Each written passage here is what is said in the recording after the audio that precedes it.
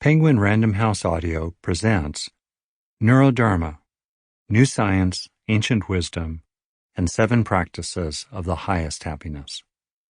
This is the author, Rick Hanson, Ph.D.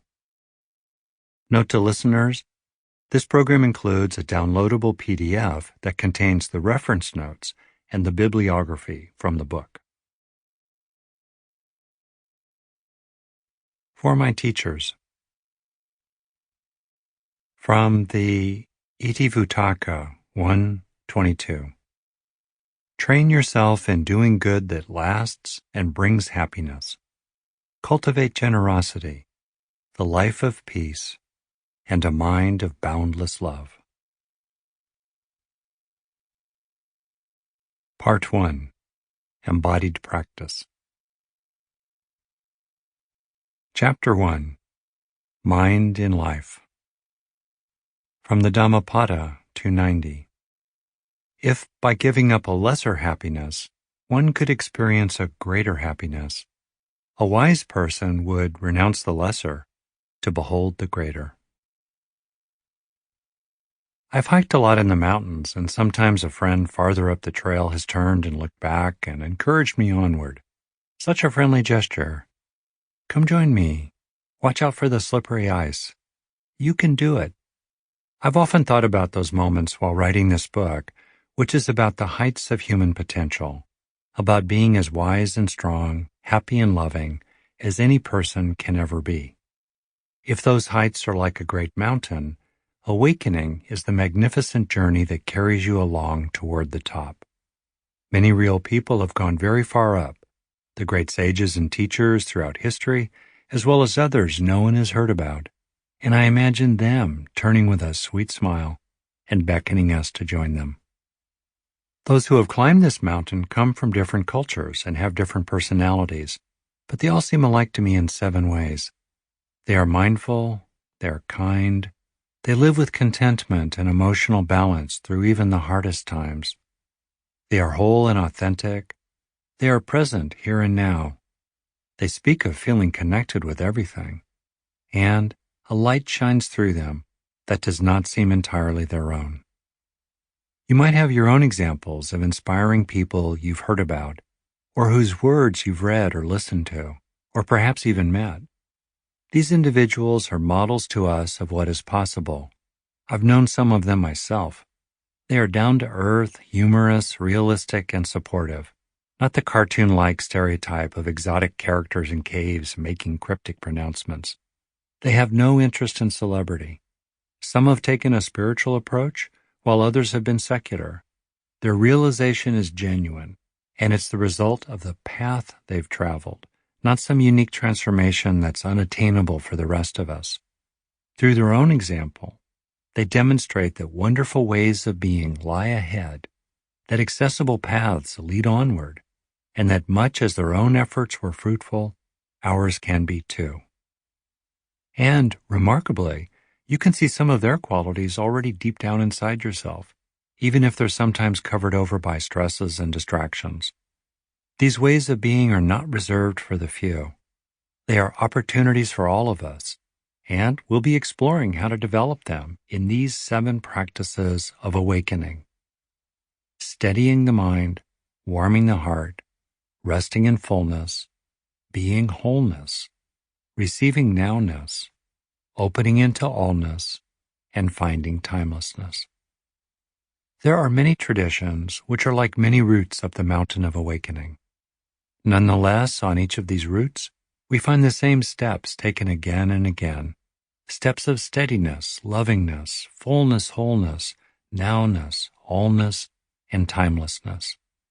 This is some of the most profound and perhaps sacred territory there is. It is ultimately beyond science and logic, so words about it can be loose, metaphorical, and poetic. The complete development of these 7 ways of being marks the pinnacle of human possibility, which could be called enlightenment or full awakening. Meanwhile, even the first simple sense of them is very useful in everyday life. For instance, while dealing with stressful challenges, it's so good to rest in the fullness of feeling already peaceful, happy, and loved. And Whether it is for the beginning of the path or its end, today we have an unprecedented opportunity to explore a kind of reverse engineering of awakening that is grounded in the living body. Aiming high. Neuroscience is a young science. Still, we can study the examples of those who have gone far up the mountain and ask, how do you do that? What must be happening in your body so that you stay centered when things are falling apart around you? What changes in your brain help you be compassionate and strong when others are hurtful or threatening? What is the underlying neural basis for engaging life without any sense of craving, without any sense of greed, hatred, or delusion? There aren't yet neurologically definitive answers to these questions. We don't know everything, but we do know more than nothing, and emerging science can highlight and explain plausibly beneficial practices. And when the science is unclear, we can still use reasonable ideas and methods from modern psychology and the contemplative traditions. One of the things I find most inspiring about the great teachers throughout history is their invitation for full awakening. The routes they've charted travel from the dusty plains into the foothills and mountains and then highest peaks of enlightenment. Even in the early stages, you can find real benefits for everyday well-being and effectiveness. I'm writing for people like me, householders, quote-unquote, not monastics, who have limited time for formal practice and need tools they can use right now.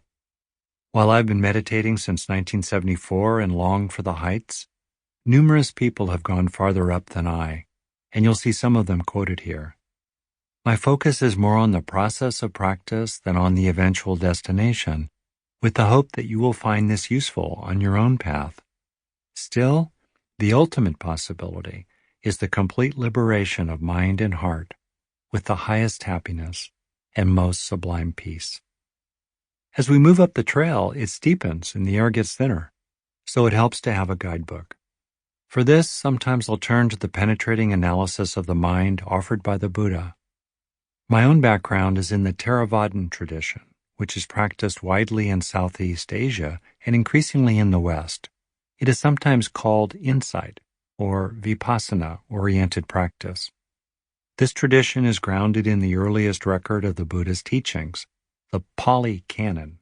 Pali is an ancient language related to Sanskrit. I also have deep respect for and much interest in how Buddhism has evolved in its Tibetan, Chinese, Zen, and Pure Land streams. I'm not trying to present Buddhism as a whole, which is a rich and complex tradition that's evolved over many years. Rather, I'm adapting and applying key ideas and methods for our practical purposes here. For these and for everything else in this book, I think the Buddha himself had some lovely advice. Come and see for yourself, he said, what rings true and is useful over time. A Neurodharma perspective. The Buddha didn't use an MRI to become enlightened. Many other people have also gone far along their own paths of awakening without advanced technologies. Still, 2,500 years after he walked the dusty roads of northern India, scientists have discovered many things about the body and the brain.